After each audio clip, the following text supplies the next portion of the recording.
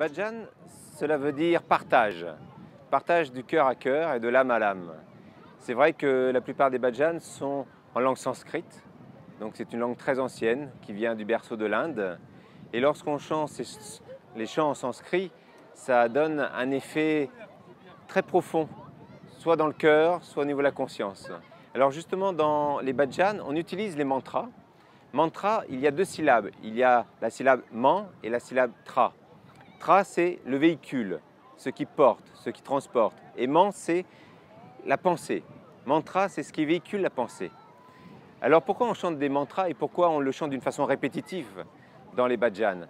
C'est parce que lorsqu'on observe la conscience de l'être humain, lorsqu'on a une pensée par exemple négative, que ce soit une frustration, que ce soit un doute ou que ce soit même une peur, une anxiété, si la pensée venait une seule fois et elle repartait aussi vite, on ne pourrait pas appeler ça inquiétude, anxiété.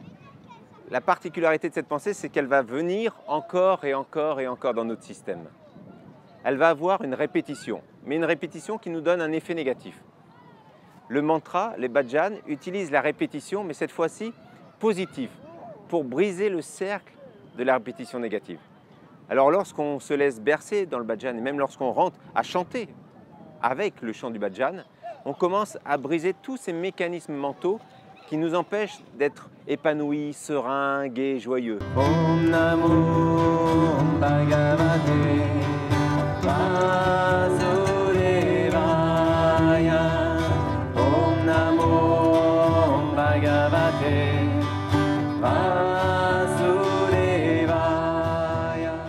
Alors comme on vient de le voir, comme le bhajan veut dire partage, on utilise le mantra dans la répétition. Il faut savoir que l'électricité se transforme en lumière. L'électricité se transforme même en son à travers un microphone. C'est l'électricité qui traverse le fil et qui va reproduire le son que tu as sorti dans le micro. De la même façon, lorsqu'on chante des bhajans, ces sons, ces vibrations se transforment en conscience. C'est-à-dire que petit à petit, notre perception des choses, notre observation, notre expression va changer à travers la conscience que dégagent ces bhajans. Donc la conscience va s'élever à travers le chant. Et c'est vrai que la plupart du temps, après le bhajan, les gens observent un moment de silence. 30 secondes, 1 minute 30. Mais ça va aller en profondeur et ce son qu'ils ont chanté va se transformer en conscience. Ils vont devenir de plus en plus sensibles.